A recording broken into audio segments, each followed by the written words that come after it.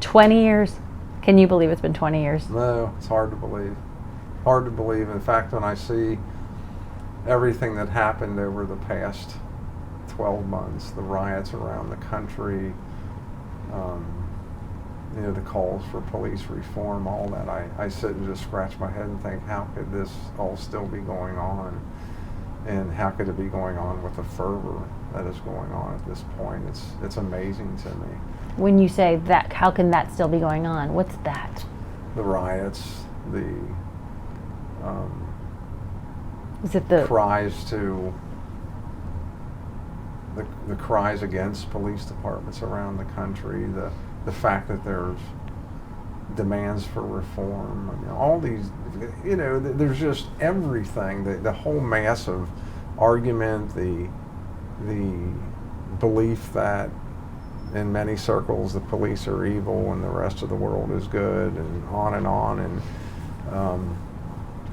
the depolicing that's occurring around the country. Cops are laying down.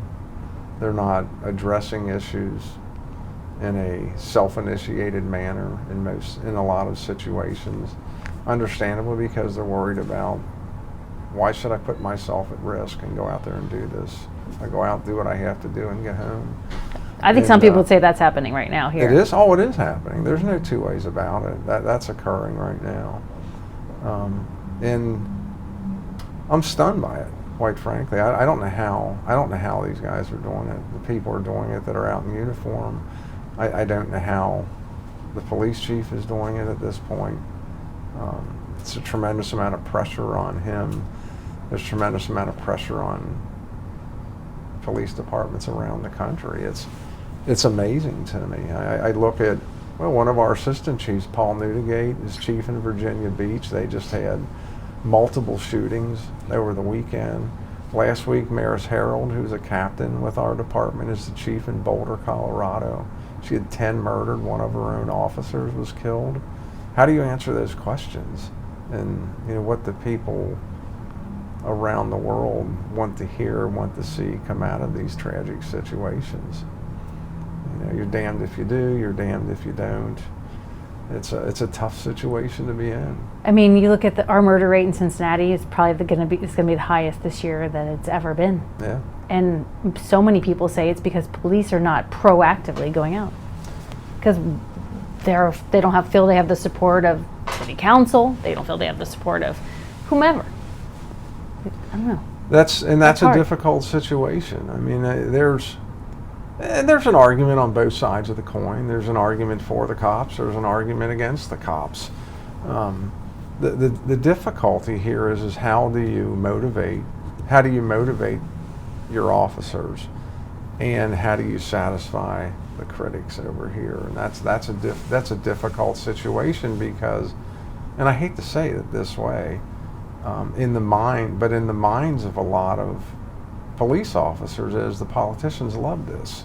That's what's in their mind. The politicians love having this controversy because it keeps their name out front. It keeps them in the headlines. It keeps them, on the daily news, and that equals votes and blah, blah. And that's how the cops think.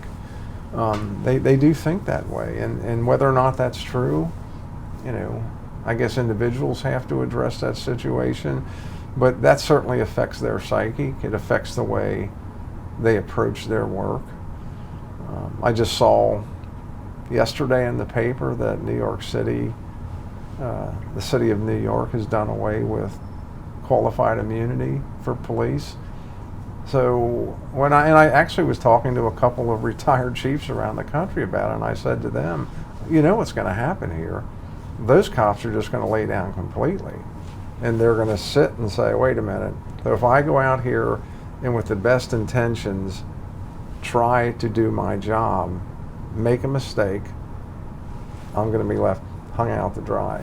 Why should I go out there and address a situation? Why would I do that when I can sit back and just let this pass by, collect my paycheck, retire and collect my pension, and not have the headache of going through all the rigmarole that occurs when the police are accused of all these evil things?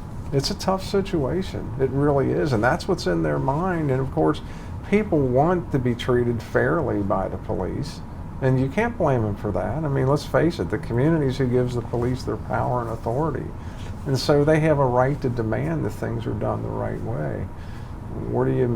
How do you obtain that delicate balance of power, authority, justification, if that's the right word? Procedural justice is a term you'll hear thrown around. That basically says, okay, the police are doing their job and the community accepts the way they're doing it. You know. Makes you glad you've been retired 10 years, doesn't it? I sometimes wonder what it would have been like if, I have to admit, at the time, 20 years ago, when we started going through this same thing with the riots and everything that occurred, I thought, it'll never get any worse than it is now. I mean, this is it. We've hit rock bottom, it'll never get worse than this. It's 1,000 times worse now than it was 20 years ago. That's what shocks me with it. I thought it would be getting better, but it seems like it's getting worse and worse. It's a tough situation for all of them. For both sides of the coin, for the community and for the cops. You know, it really is a tough situation. So let's go back 20 years. Okay. Timothy Thomas is shot. Uh-huh. You're not even in town. No, I was in Chicago. So tell me the story. Tell me your story. Well, first off, I didn't even know about it. I mean, I caught hell for not addressing the situation, but I wasn't here. I was in Chicago. The Police Executive Research Forum, which is a professional think tank group, if you will, out of Washington, D.C., had a 2-day conference up in Chicago. I went to it. You know, we're going to go up there and discuss issues that are of national concern. Everybody knows and understands that. Went there and was driving home on a Sunday morning. And Vince DeMasi was the captain in criminal investigation section. Basically, he was chief of detectives. And I thought of something. I needed to leave him a message, and I called him. It was 10:30 on a Sunday morning, and he answers the phone. Vince, you know, he goes, "Yeah, how you doing?" And I said, "Okay." I said, "What the hell are you doing in the office?" And he said, "Well, I'm working." He said, "You know, I work here." He said, "I'm working." I said, "The chief of detectives doesn't work on Sunday morning. It's 10:30 on a Sunday." I'm like, unless there's something extraordinary going on, I'm like, there's no reason for you to be there. And he gets quiet on the other end, and I said, "Okay, what's going on?" I said, he says, "You don't know?" And I said, "I don't know what?" He says, "You really don't know?" And I said, "What?" And he said, "We killed a guy the other night." I said, "Who's we? We killed a guy." I said, "You know, what are you talking about?" And he says, "We, the police. We killed a guy Thursday night, Friday morning." I said, "You're kidding me." He says, "Nobody called you?" I said, "No, I don't know a thing about it." He says, "Yeah." He said, "It's really bad." He said, "It's pretty ugly here." And I said, "Well, what in the hell happened?" And he said, "There's this kid." He said, "They're chasing. He's got a bunch of warrants. Capias is on him. And they're chasing him through over the Rhine."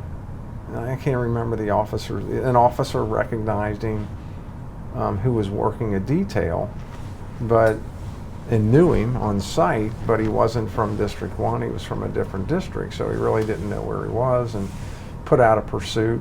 When he put out different landmarks, some of the cops could tell where he was, so they started, which is common, and especially over the Rhine, you parallel the foot pursuit on different streets because you know these guys are eventually going to turn and cut through an alley or something.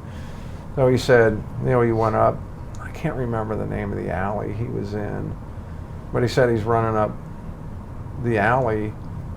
He ran west and then ran north in the alley between Vine and Republic Street. And he said our cops kind of cut him off there, confronted him in the alley. And I said, "And what happened?" And he said, the officer said he reached into his pants when he got there.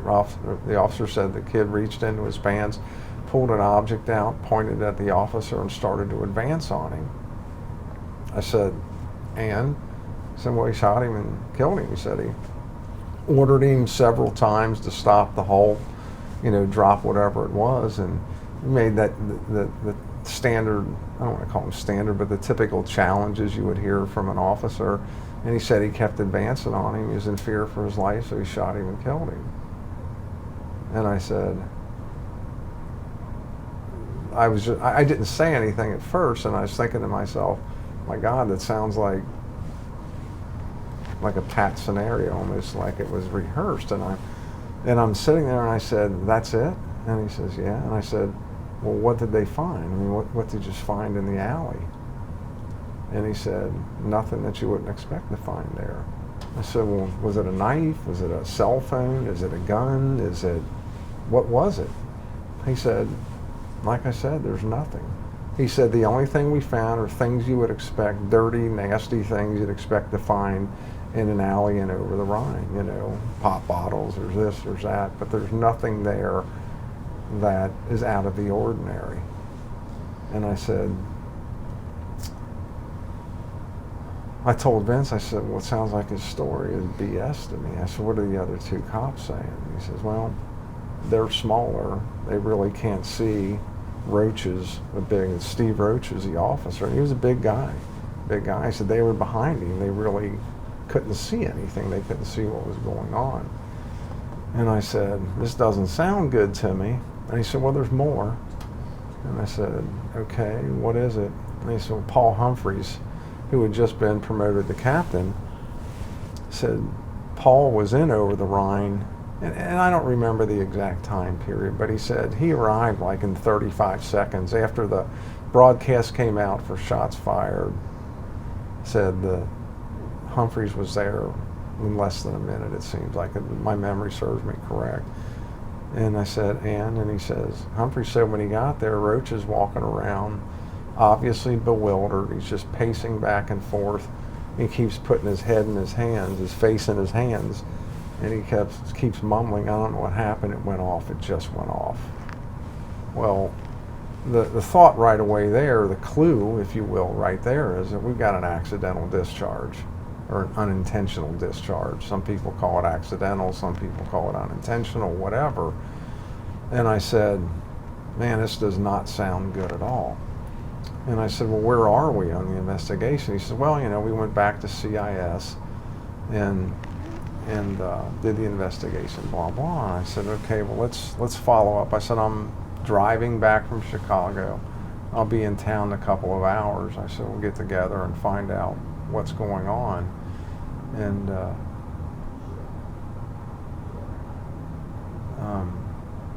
after that, I can't remember exactly who all I got together with, but I was talking to the homicide people and, you know, a group of people about it to get updated on the investigation.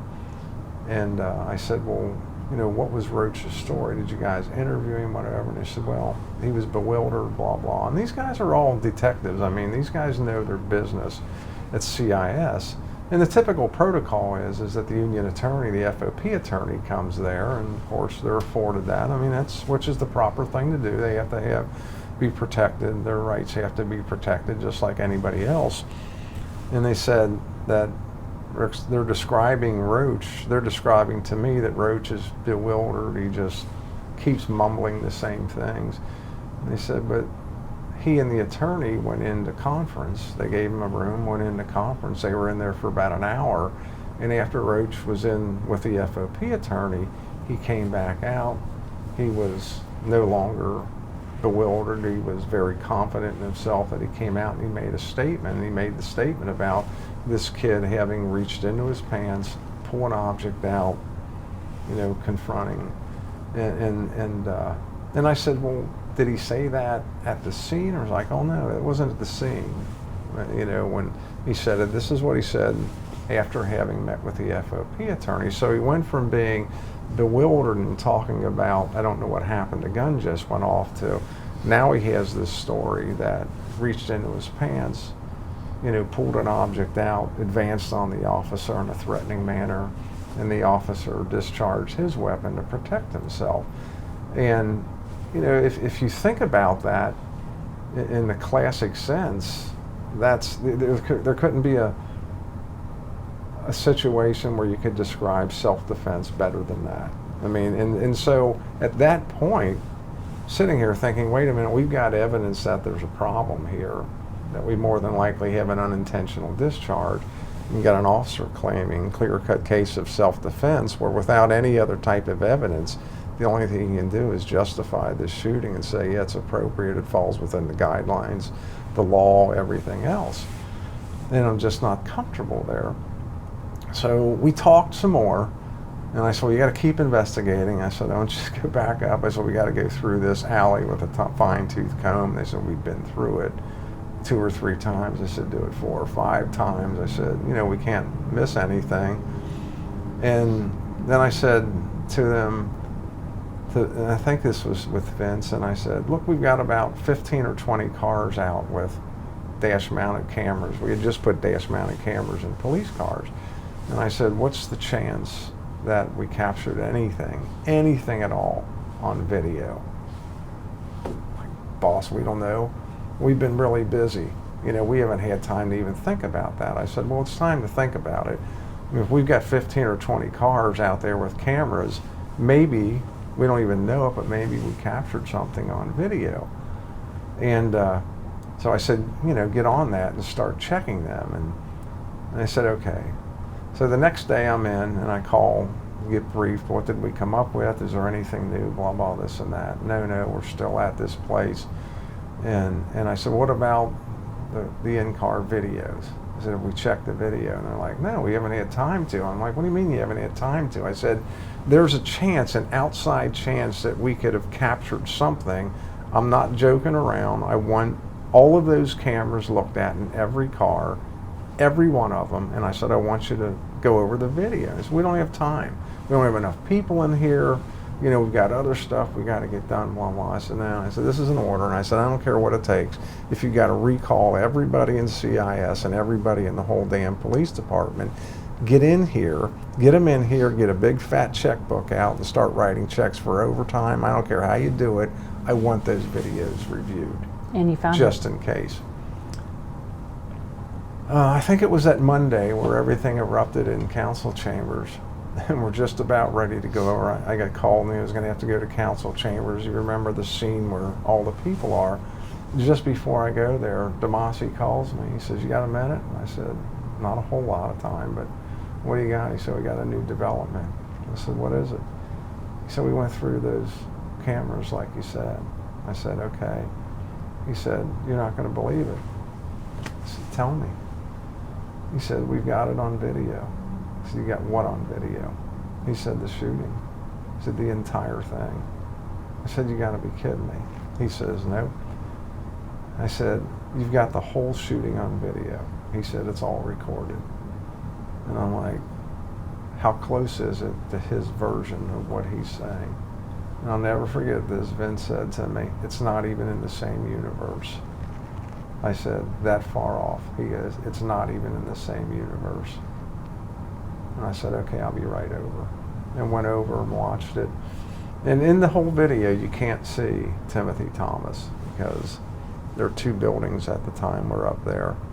And he was at the back end in the alley. So there's an alley here, 2 buildings, and Roach and the other 2 officers are running down this side. And as they're coming down this side, and from Roach's account of it, Timothy Thomas is running north, they're running east. He comes out from behind the building. Like, oh. The difficulty and the problem was, and you can see in the video, is that Roach is running down the side of the building. He's got his gun in his hand, arms fully extended, and obviously he had his finger on the trigger. I mean, you can't make that out in the video, but you can see he's running down the side of the building, and all of a sudden he stops, boom, the shot's discharged. And that's the classic case of an unintentional discharge. And here's something we have to think about is in our rules and regulations, and this has been in there for forever, is that you're always taught. We teach everybody, and we're adamant about it, that if you take your gun out, you don't put your gun on the trigger until you come up on target and you're prepared to fire. And the reason that we teach people that is because if something happens that startles you, what happens when you get startled? You have an involuntary muscle reflex that starts in the center of your body, and as it goes on, that involuntary muscle reflex goes out of your body, center of your body, through all of your extremities, all the way to the end, to your fingertips, and it causes a muscle contraction. So if your finger's on the trigger and you get startled, what's going to happen? Boom, you fire a shot. And he did. He fired that shot and it hit him dead center. If I recall correctly, it severed his aorta, and that's what killed him. I mean, he was dead in no time. And you could see that the assertion he made that, you know, he confronted, challenged, drop this, drop that, halt, stop, all those other different classic things that officers say. None of that occurred. None of it occurred. And so we knew at the time, immediately, I'm sitting there thinking, okay, I'm headed over to sit in front of city council, not even realize what was waiting for us over there. We're headed over there. I know I've got an officer that's not been honest with us. I know I've got his version of the story, and I got a videotape that says, that ain't true. In my mind, we clearly have a violation of our policies and procedures. I'm now to a criminal investigation. There's no two ways about it. I got an officer that is at least involved in a negligent homicide, maybe worse. And we go, as we're going to the city council, this thing's being broadcast live. I think all the channels in Cincinnati had it on live. I'm thinking, okay, it's live. Everybody's watching. Probably the officer's watching. Who knows? Perhaps his attorney's watching. I don't know. But I know that I can't openly discuss exactly what's occurring or where the investigation is or what the investigation has revealed other than what's out here. And so I get there and we start to get peppered with questions, you know, tell us about it, what's the investigation revealed, on and on and on. And I basically tell them, look, it's still under investigation, it's a critical case. I really can't discuss it with you at this point, other than to tell you we're going to do a fair and thorough investigation. Well, that's not going over. And what complicates the matter, I didn't know this when I got back, is, you know, they said, look, the media is hounding us. What do you want us to tell the media? I said, well, I don't know, set up a press conference and, you know, what have you told them up till this point? And they said, nothing. I said, no, I mean, the media, you know, what does the media know at this point? You know, I don't want to go out there and just repeat to them, here's what happened. They know what happened. I said, what have you told them? You know, what did you say at the initial press conference? That's what I get. Dead stares back. And I'm looking at everybody and I'm like, tell me, you know, what was said at the scene that night to the media. I know you have a press conference, probably at a press conference the next day. I said, what did you tell them? They said, nothing. There hasn't been a press conference. I said, so this is Monday. And I said, so last Thursday night, we shot and killed a 17-year-old kid. It's Monday morning, and nobody has talked to the media. And they all shook their heads no. I'm like, this is really going to get ugly. You know, I knew at that point that it was, there's nothing you can do at that point to avoid the allegation of a cover-up. That's a classic example of how a government entity, if you will, and I'm not saying there was a cover-up. What I'm saying is the suspicion that there's a cover-up when you've got a 3 or 4 day period where the police have shot and killed a citizen and the police aren't saying anything. I mean, if I'm on the outside looking in, I'm saying there's something wrong there. And something bad's going on there. And there was something going on there. We didn't know what we had, but the you know, there's an acting police chief, there's somebody in charge, somebody at least has to go out and say, hey, we've confronted a 17-year-old kid, our officer discharged his weapon, unfortunately the child is dead, and now we have to do something. You know, we're conducting an investigation, you know, it's a very complex situation, blah, blah, on and on. You've got to say something. To say nothing even if at that point you go out and I tell the whole truth and nothing but the truth, blah, blah, the whole thing, there's nobody going to believe me. There's nobody going to believe the police department, and rightfully so, because there hasn't been transparency. There hasn't been one iota of accountability on the part of the police department. Huge failure, gigantic failure on the part of the police department at that point. And it had been the 15th cop-involved death over the past 4 years or something? Yeah, 4 or 5 years, something like that. So there had been this mounting... Oh, sure. But I have to be honest, at the time, I think we averaged probably 4, 5, 6 officer-involved shootings every year. For years, we had averaged that. And I think that the big issue there, the big problem is that the police department and the city had always investigated these matters, I think in a very good fashion, but the goal always was, is it justified or not justified? That's what they were trying to determine. The only thing we ever were trying to determine was justified or not justified for the public presentation. That was it. Here's what happened, it's justified, case closed. Now behind the scenes, did we look at those things? I mean, I can get back to I was involved in an officer-involved shooting in 1980, and all the way back to 1980, the range master, Don Ritter was the sergeant, the range master. He came and interviewed me, talked to me about the situation, the tactics employed, all those things.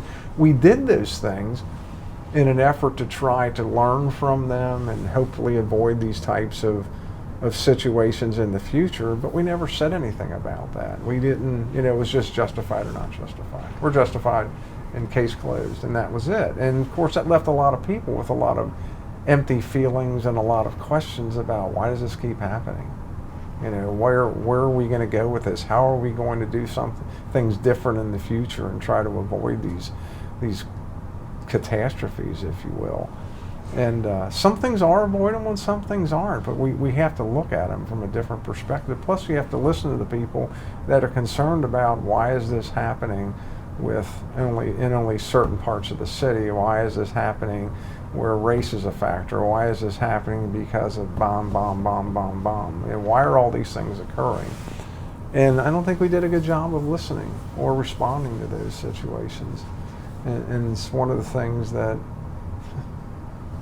the collaborative agreement, I think, helped bring about, is a more thorough review of incidents with more input from people who have different perspectives about policing and the community. And that's why I think Cincinnati's been much more successful since then than we were before then. The collaborative helped. Oh my God, yes, the collaborative agreement did. And probably, I think one of the unsung heroes of that collaborative agreement was Greg Baker. I mean, Greg Baker came to the police department at the time with a background in community planning.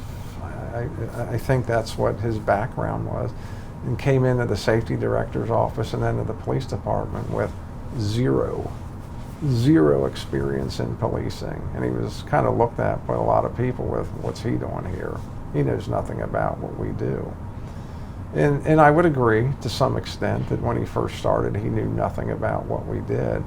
He's a quick learner, but Greg did know what the heartbeat was in the community, and he brought that perspective into the police department and helped us listen and adjust the way we did business. So I've often asked people this question. I'll ask you this question.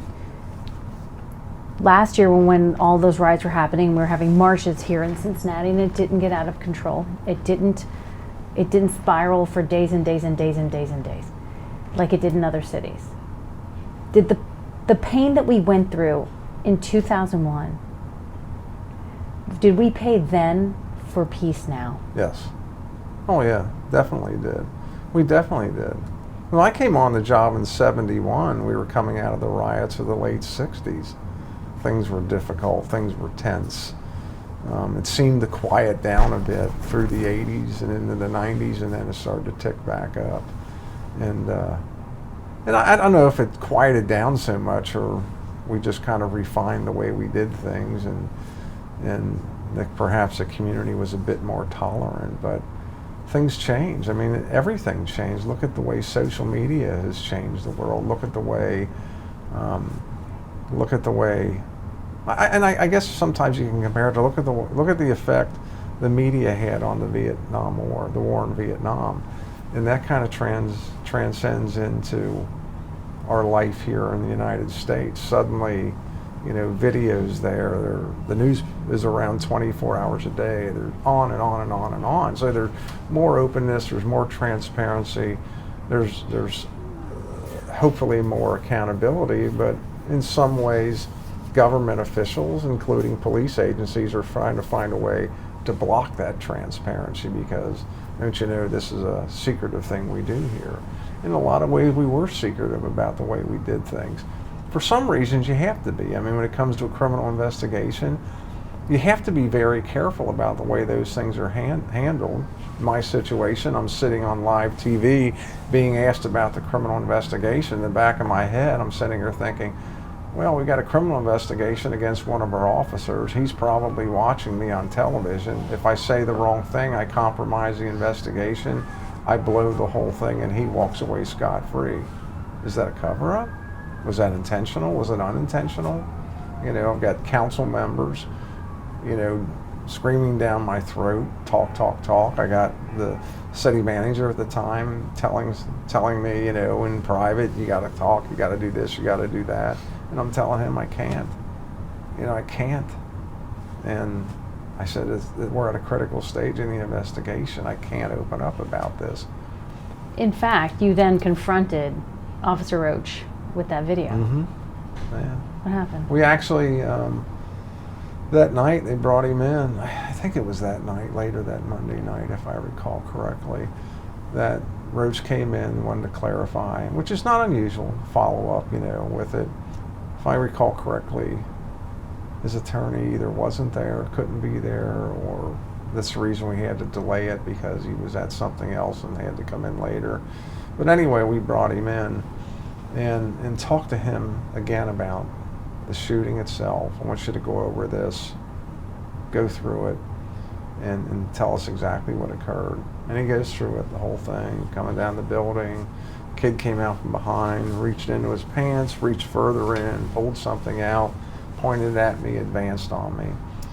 And we went over that a couple times, questioned him about the specifics of it. And each time we questioned him, he got more and more adamant about it. This is exactly what occurred. This is what happened. He sat up in his chair, he had his fist on the table, and he actually got to the point where he was arrogant about it. Arrogant, almost, I don't want to say angry, but arrogant with it. So adamant about it. And we got into that point, are you sure that's exactly it? That's it. It was that adamant about it and arrogant with us. And we had the television with the video right there, so we want you to watch this.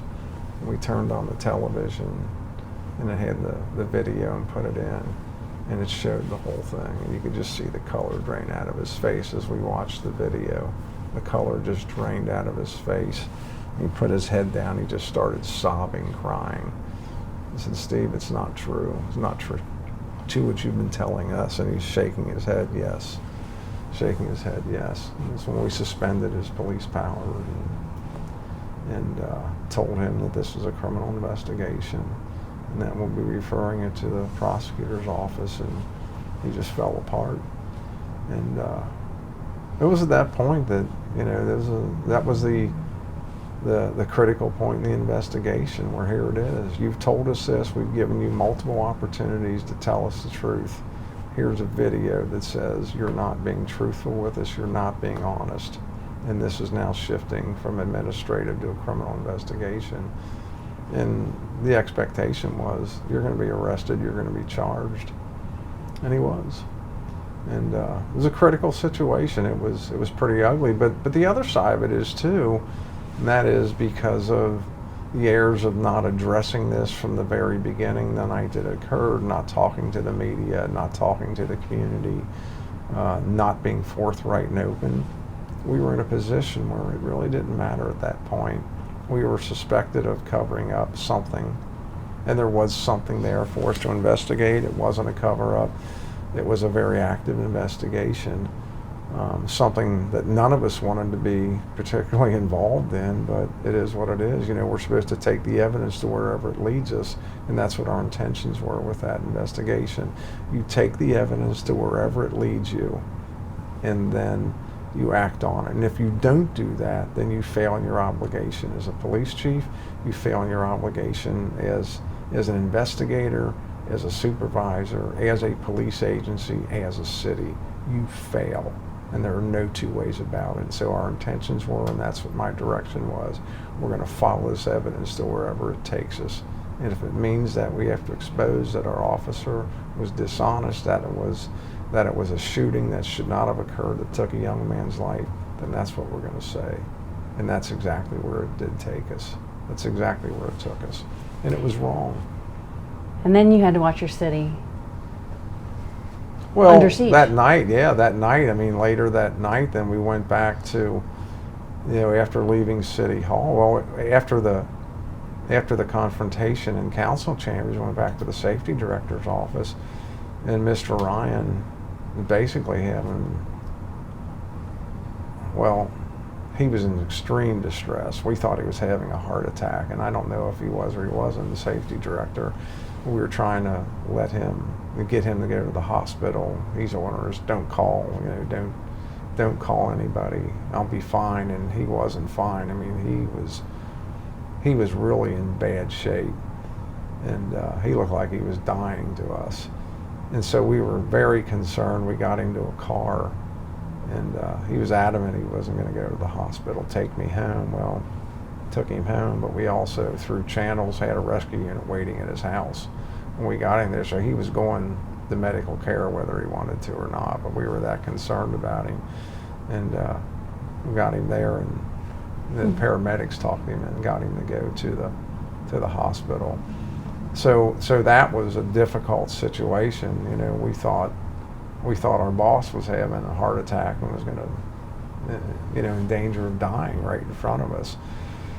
Then after that happened, we went back to headquarters, which is basically District 1 there at 310 Ozar Charles Drive, and we get there, and all these people out front, they busted the doors out. You know, I mean, we basically have a mini riot going on at the front of the district. And they left there and went down and broke windows at City Hall. I mean, that's when all hell was breaking loose at that point. For the next 3 days, it's a very difficult situation. The city was just torn apart, torn to pieces. To this day, I give great accolades to the Ohio State Patrol. Ken Markle was the superintendent. He called and sent us people immediately. All the county agencies surrounding the city. The mutual aid was incredible. All the agencies from around the county called. What can we do? How can we help patrol your outer areas? So we had to draw cops into the downtown area where situations were occurring, which left the outlying areas of the city relatively without any type of police protection. So we had a variety of county agencies and the sheriff's department assisting us with patrolling different neighborhoods. It was a complex, complicated situation. It really was. Was it hard to watch for you? Was it hard to watch? Extremely difficult. Extremely difficult. And I remember the one night standing at Liberty and Vine, and there, I don't know what time it was, midnight, 2 o'clock in the morning, I don't know. It seemed like we were there 24 hours a day for about a week or 10 days. And I remember standing at Liberty and Vine. The air is filled with smoke. Buildings are on fire. You can hear gunshots constantly. There's fire trucks going by. They're being escorted by the Ohio State Patrol. And it was just and people, you know, running all over, screaming. They're throwing rocks and bricks at us, and it was like it was a surreal situation. And just standing there looking around thinking, I can't believe this is Cincinnati. I can't believe this is occurring. And then later that night, we were a little bit further north, and Andy Noguera, one of our officers, got shot. And fortunately for him, the bullet hit his gun belt and then tumbled into his body armor. And I was just dumbfounded by the whole thing, what was occurring. You know,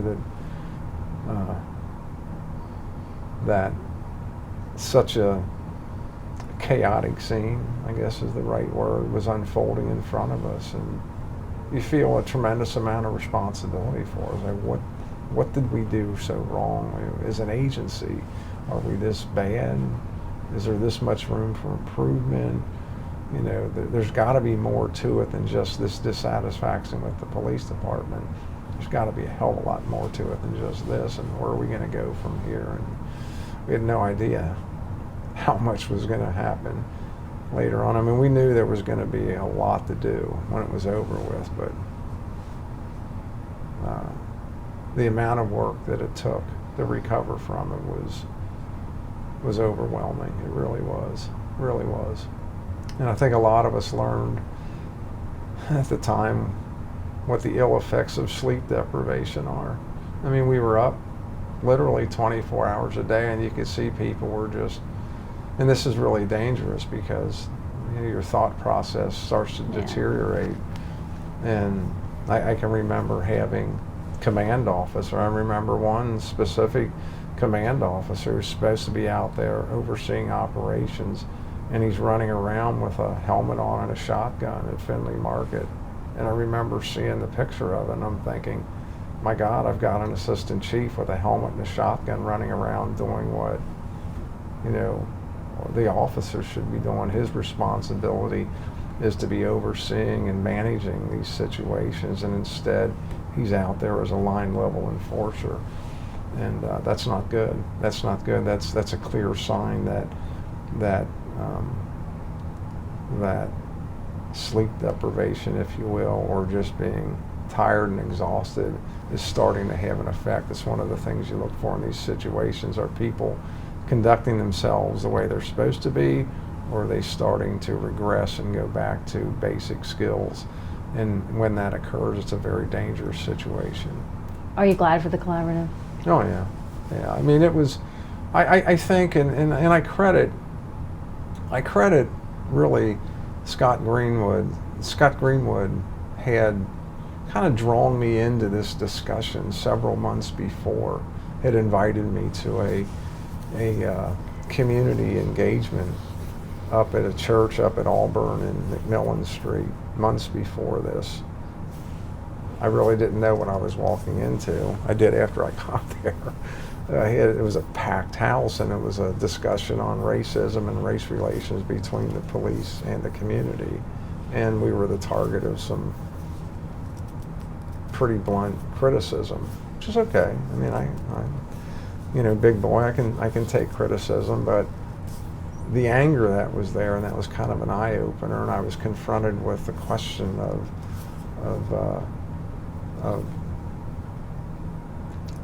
I guess racism in policing or unfair policing. I can't remember exactly how it was, and this crowd of hundreds of people was like on the edge of their chairs, just ready to like explode, you know. And I said to him, "Oh yeah," I said, "I've witnessed it during my career."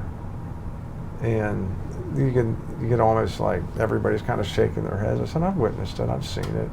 I said, "I believe it's the exception. It's not the rule." But yeah, I've seen it. I've seen unfair treatment of people based on a lot of different things. And is it wrong? Yeah, it's wrong. And I think we should do something to address it. And I'll never forget, at one point, one person, one lady, probably 80-year-old lady, stood up in the back and started clapping. And the other people that were there were kind of looking at her like, "Stop, he's ruined it." You know, he's kind of took her air out. Hey, come on, he took the air out of the tire here. You know, we were ready to start yelling, boo and all that. But I remember that situation, and Scott came up to me afterwards, and he said, "I'm encouraged by what you just said." He said, "My feeling is we can work with you." And he said, "That's what we're going to try to do." I had no idea it was of the magnitude that it was. And the scale of things would be as large as they would be. But lo and behold, over the next couple months, all of this unfolded, and here we were. And I'm thinking back to that night in the church, and suddenly here we are on the national stage. I mean, the national stage. You know, in fact, we were on an international stage. It was a shocking revelation of how much police community relations can affect the reputation, not just of this city, this entire region of the country,